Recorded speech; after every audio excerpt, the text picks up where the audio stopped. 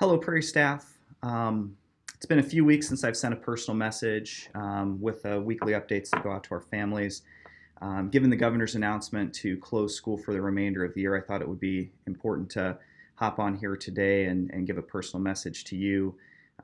This is obviously the worst case scenario that we've been planning for, but still kind of a shock to the system. It's been about 2.5 hours since that announcement when I'm making this video.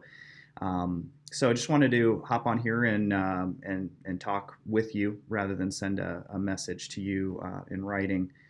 Thought you would want to hear a personal message. So first and foremost, again, thank you. It's difficult to quantify the amount of work and planning that have occurred in the last couple weeks since the original closure announcement. Many of the things we've done as a staff, certified staff, administrators, support staff, represent what would normally take months or even years to accomplish, and we've accomplished these things in a few short weeks. In addition to the great work we normally see from all of our work groups, we've needed extra patience, flexibility, quick action, sensitivity, and outreach, and all of our staff groups have 100%, 110% delivered on these extra requirements in these past couple weeks.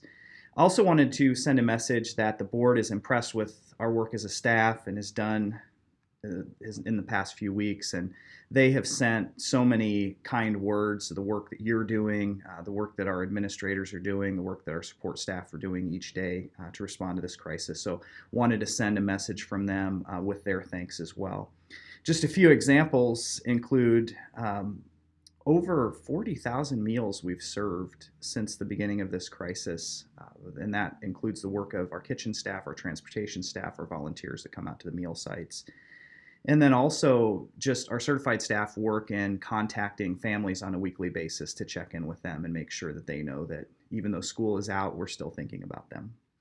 I'm sure our families will also appreciate our roll-up of the coming weeks as we continue to refine our continuous learning plan, something that is going to become important in the next couple weeks, especially now that school is effectively done for the remainder of the year in terms of on-site instruction.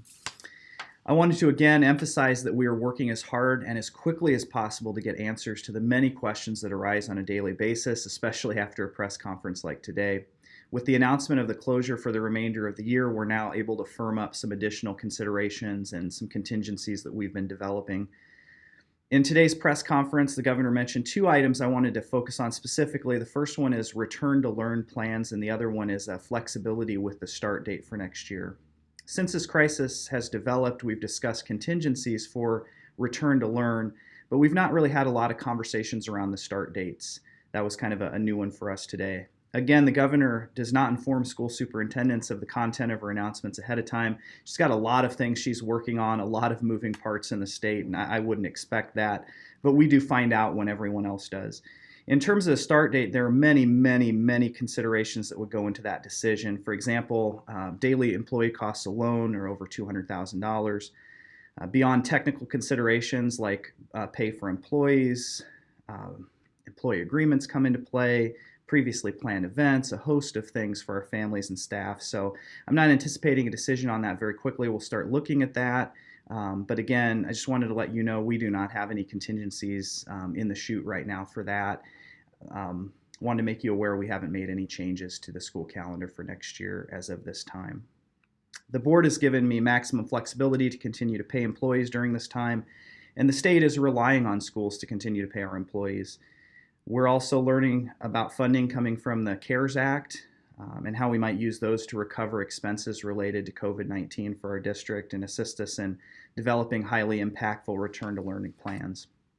Again, the main reason I wanted to get on today is just thank you for your work in this difficult time. As we plan our response, we always take into account the fact that you need to be there for your families just as much as our school district needs to be there for our students. And so I'm so proud of each of you and your work in response to this crisis, this difficult situation.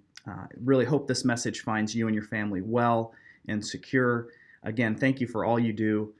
And we will continue. We are Prairie. We will continue to support our community. I have faith in that. I have faith in each and every one of you. From the bottom of my heart, thank you for all that you've done the last several weeks.